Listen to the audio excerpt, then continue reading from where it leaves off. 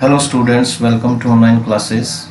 Let's continue the chapter A Truly Beautiful Mind. One of the famous papers of 1905 was Einstein's special theory of relativity, according to which time and distance are not absolute.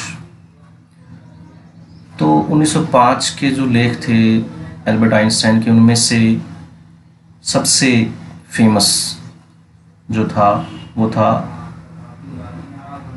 Theory of relativity, special theory of relativity, सापेक्षता का विशेष सिद्धांत जो था। Relativity means सापेक्षता, जिसके अनुसार time और दूरी, समय और दूरी स्वतंत्र नहीं है। इंडीड सचमुच ही two perfectly accurate clocks will not continue to show the same time. वो कहता है कि दो सही टाइम बताने वाली, पूरी तरह से सही टाइम बताने वाली घड़ियां जो है will not continue to show, लगातार जो है टाइम को सेम नहीं बताएंगी, जैसा टाइम नहीं बताएंगी। अगर वो if they come together again after journey, अगर वो दोबारा से मिलती हैं एक यात्रा के बाद। If one of them has been moving very fast relative to the other, अगर एक दूसरी से तेज चल रही हो। From this followed the world's most famous formula which describes the relationship between mass and energy. इससे क्या हुआ, संसार का सबसे फेमस फार्मूला जो था वो विकसित हुआ। वो क्या था? Relationship between mass and energy, द्रव्य और ऊर्जा के बीच में संबंध।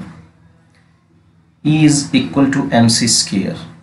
In this mathematical इक्वेशन, इस इक्वेशन में क्या है? E stands for energy, E energy के लिए, M फॉर मास, M जो है मास, द्रव्य के लिए है, and C for the speed of the light in A vacuum, और C जो है वो स्पीड के लिए है इन ए वैक्यूम, खाली जगह पर जो स्पीड होती है, वैक्यूम मीन खाली जगह, about 3 lakh kilometre.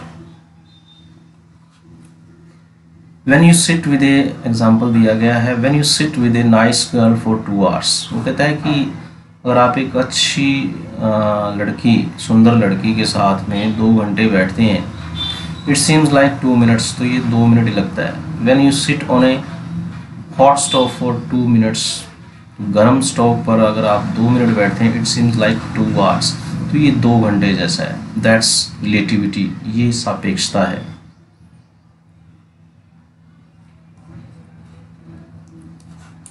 While Einstein was solving the most difficult problems in physics, जबकि आइंस्टाइन सबसे मुश्किल समस्या को सुलझा रहा था फिजिक्स में, his private life was unraveling, तो उसका जो निजी जीवन था वो स्पष्ट होने लग गया।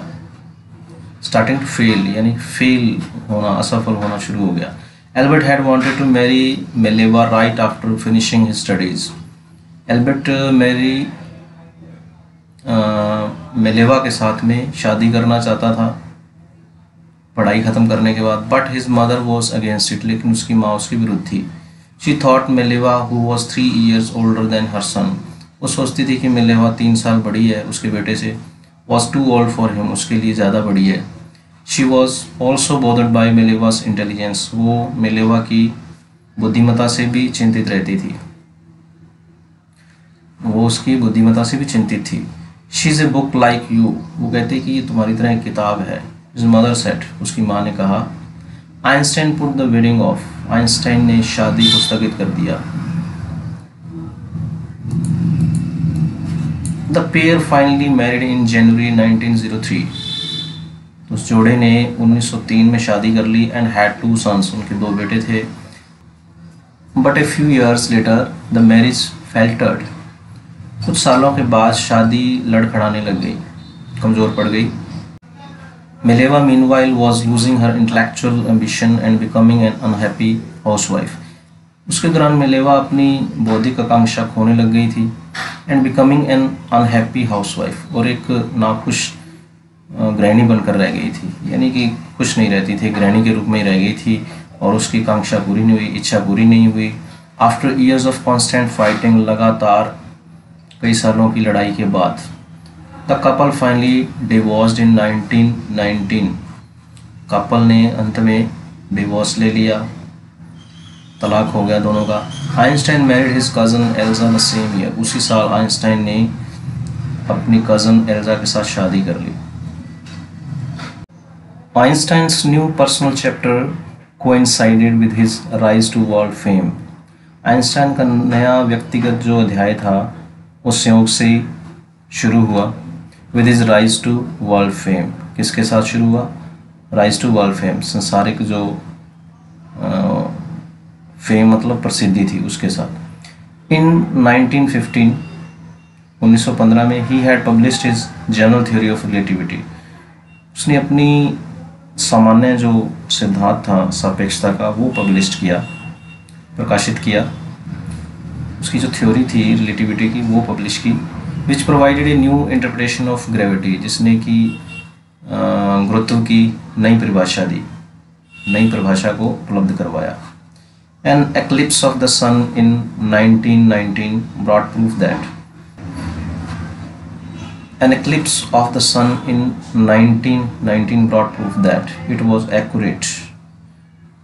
तो 1919 में सूर्य ग्रहण जो लगा था उससे ये प्रूफ मिला, brought proof that, इससे ये प्रमाण मिला that it was accurate, जो कि ये बताता था कि आइंस्टाइन सही था, कि जो उसने कहा वो सही था। Einstein had correctly calculated in advance the extent to which the light from fixed stars would be deflected through the sun's gravitational field। Einstein ने पहले ही इसके बारे में गणना कर दी थी। The extent, जो extent मतलब सीमा, कि लाइट्स फ्रॉम फिक्स स्टार्स, अचल जो एक जगह पर फिक्स हैं स्टार्स, उनसे आने वाली जो रोशनी है, द एक्सटेंट, जो किस सीमा तक डिफ्लेक्ट होगी, डिफ्लेक्ट मतलब किसी चीज़ से टकरा करके मुड़ जाती है, through the sun's gravitational field, इसके माध्यम से सूर्य की गुरुत्वाकर्षण क्षेत्र से, मतलब जो सितारों से रोशनी निकलती है वो किसी चीज़ से टकरा करके उनकी जो डायरेक्शन है वो चेंज हो जाती है, तो वो सूर्य के ग्रेविटेशनल फील्ड के कारण ऐसा होता है। The newspapers proclaimed his work as a scientific revolution. तो न्यूज़पेपर ने उसके वर्क को वैज्ञानिक क्रांति की संज्ञा दी। प्रोक्लेम्ड मतलब संज्ञा देना। Einstein received the Nobel Prize for physics in 1921। Einstein ने नोबेल प्राइज प्राप्त किया फिजिक्स के अंदर 1921 में। He was showered with honours and invitations from all over the world. उन पर सम्मानों और निमंत्रणों की बौछार होने लगी पूरे संसार में। And loaded by the press, और समाचार पत्रों ने भी उनकी तारीफ की। Okay students, the last part we will read tomorrow. Thanks and have a good day.